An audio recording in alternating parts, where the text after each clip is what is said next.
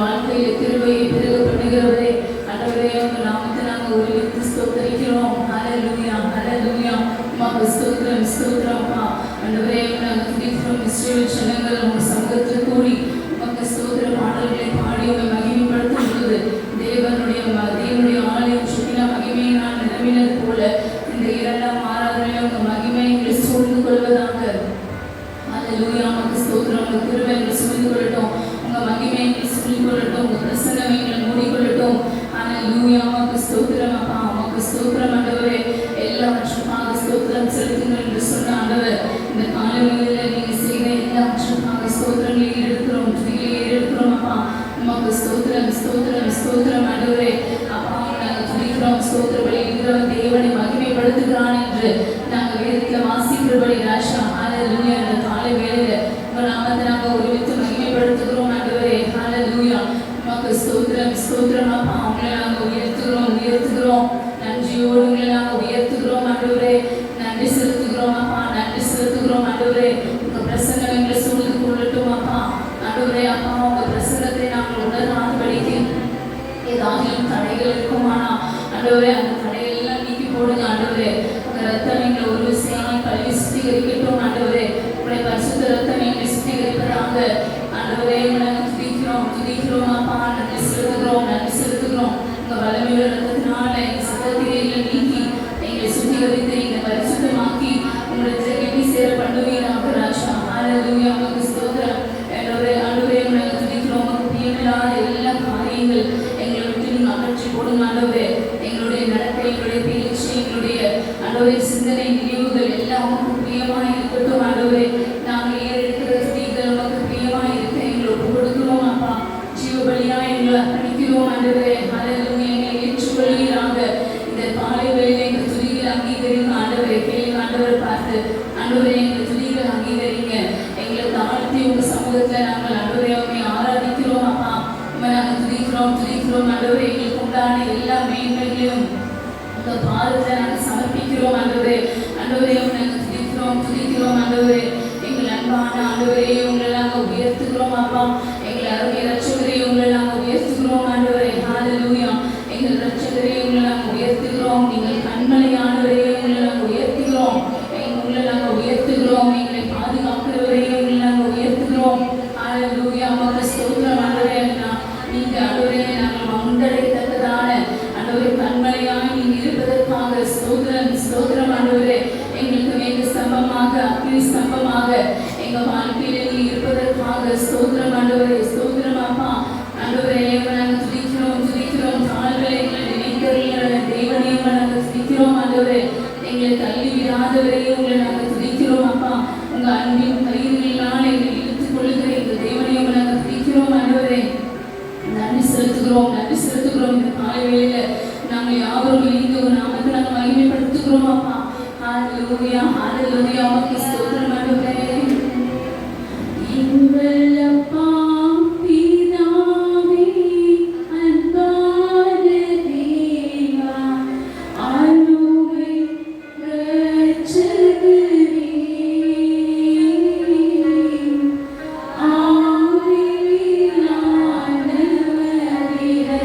சொல்லுவோம்.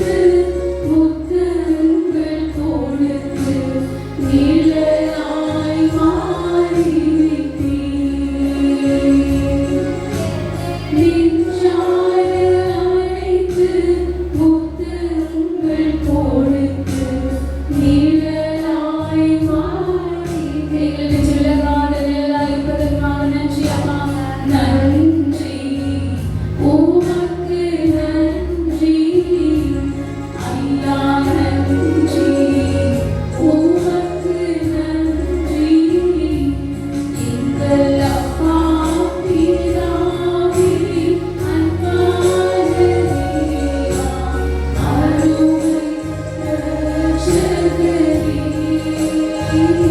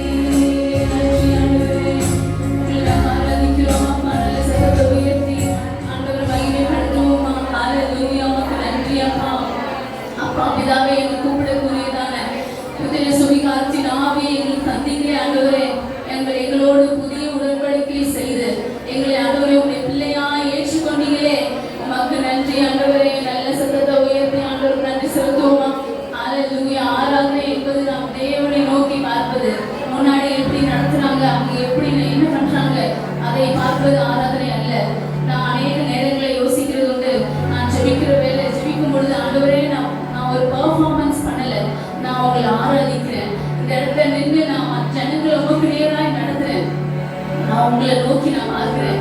இந்த எண்ணத்தோடு தான் சில அநேக நேரங்களில் பயத்தோடு பக்தியோடு அந்த சமூகத்தில் வந்து நிற்பது. கடந்த நாட்களில் போன நேற்று தினத்தில் ஒரு பாஸ்டர்ஸ் மீட்டிங் போக வேண்டியது இருந்தது. அங்கே ஒரு பாஸ்டர்ஸ் மீட்டிங்கில் எங்களை லீடிங் வர்ஷிப் லீட் பண்ண சொல்லியிருந்தாங்க சில நிமிடங்கள். அப்போ எனக்குள்ள சில நடுக்கங்கள் வந்தது. எப்படி ஆண்டவரே பாஸ்டர்ஸ் எல்லாம் கூடியிருக்கிற இடத்துல நாங்கள் எப்படி நடத்துறது? எங்களுக்கு ஒரு என்னதான் நம்ம அநேக நேரங்கள் ஆராதனை நடத்தினாலும் அந்த இடத்துல ஒரு சின்ன ஒரு நடக்கம் இருந்துச்சு. அப்போ எனக்குள்ள நான் சொல்லிக்கொண்ட காரியம், ஆண்டவரை ஜெபித்த காரியம் என்னன்னா, ஆண்டவரை நான் பெர்ஃபார்மன்ஸ் பண்ண போகல, ஆண்டவரே நான் எதையும் நான் என்னுடைய திறமைகளை காண்பிக்க போகல, நான் உங்களை ஆராதிக்க போகிறேன். அந்த இடத்துல எல்லாரும் ஜனங்கள் எல்லாம் உங்க பிரசனத்தை விரும்பணும். ஆராதிக்கும் பொழுது ஜனங்கள் உங்க பிரசனத்தை விரும்பணும் ஆண்டவரே, அந்த இடத்துல பார்க்கணும் ஆண்டவரே. அதற்காக தான் நாங்கள் இந்த இடத்துல நீங்க இந்த இடத்துல எங்களை செலக்ட் பண்ணிருக்கீங்க, எங்களை கொண்டு வந்திருக்கீங்க. ஜனங்க எங்களை பார்க்க கூடாது, வருகிற பாஸ்டர்ஸ் எங்களை பார்க்க கூடாது. நீங்களும் ஆண்டவர் ஆராதிக்க வரும்பொழுது நீங்க முன்னாடி யார் எப்படி நடத்துறாங்க, முன்னாடி பயிர் எப்படி பாடுறாங்க, என்ன கலர் ட்ரெஸ் போட்டுருக்காங்க, கீபோர்டு எப்படி வாசிக்கிறாங்க, கரெக்டான பாடு தான் பிடிக்கிறாங்களா, கரெக்டான நோட்ல தான் பாடுறாங்களா, இதை பார்க்க நாம வரல.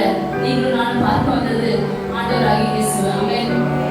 அநேக நேரங்களில் சில வர்ஷிப் லீடர்ஸுடைய செய்திகளையும் பாடல்களையும் நான் கேட்பதுண்டு. அப்ப அந்த வர்ஷிப் லீடர் சொல்லுவாரு, முன்னாடி இருந்து நடத்துறவங்க ஜஸ்ட் லீட் பண்றாங்க, லீட் பண்ணி யாருக்கு நேரம் நடத்துறாங்க, ஆண்டவருக்கு நேரம் நடத்துறாங்க.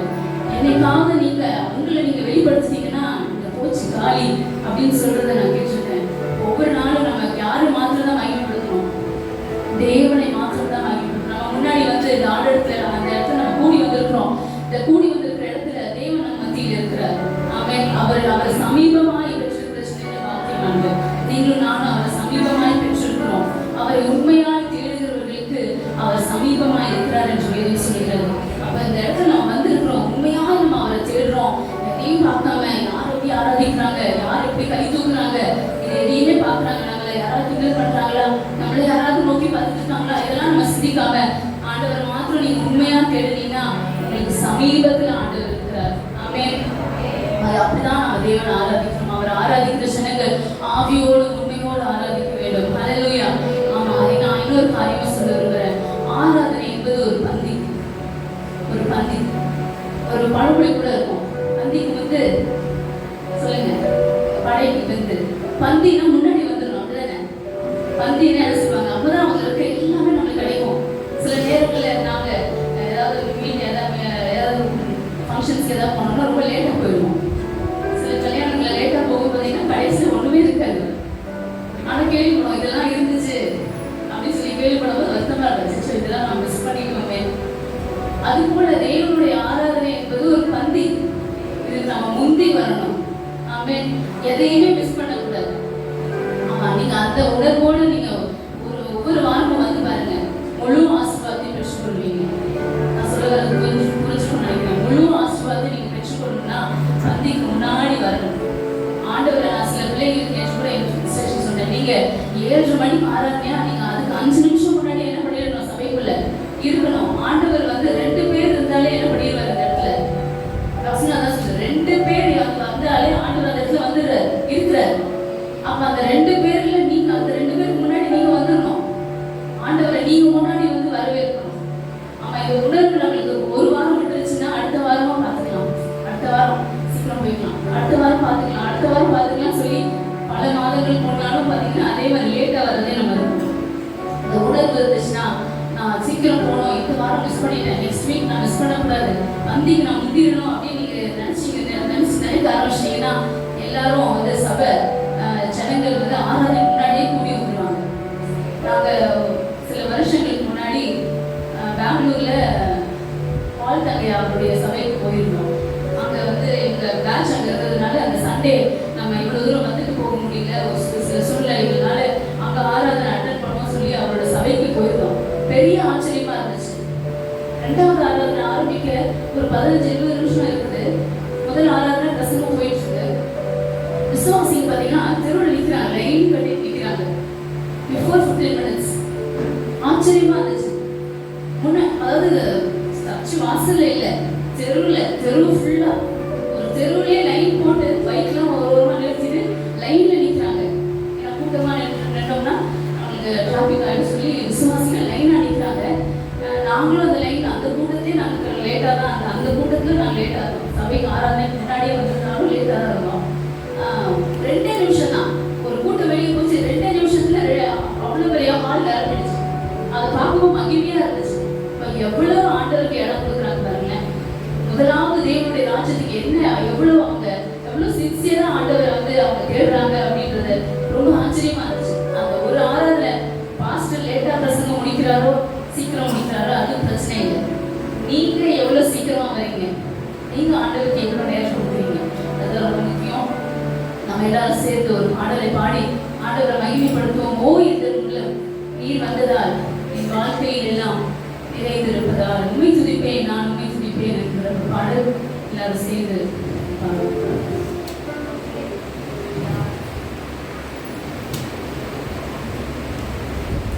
ஆண்டவர் நம்ம வாழ்க்கையில வந்ததுனால எல்லாம் நிறைவா இருக்கு அப்படின்னு எத்தனை பேர் சொல்றீங்க? இஸ்ரவேல் ஜனங்களுக்கு ஆண்டவர் அவ்வளவுதான் இருந்தாரு.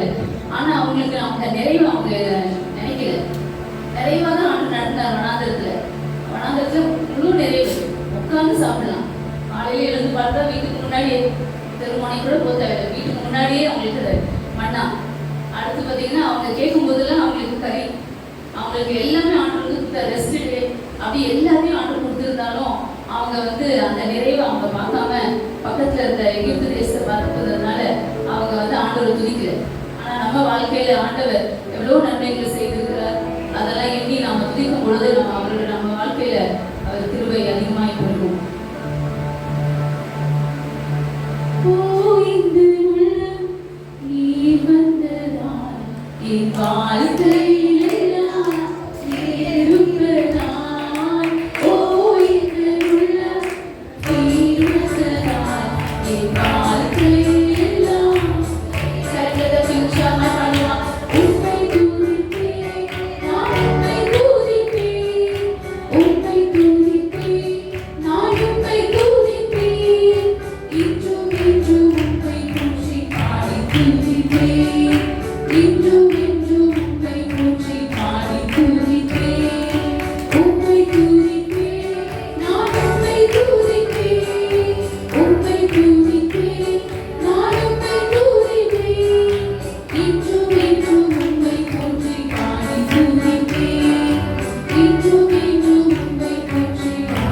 கண்மணி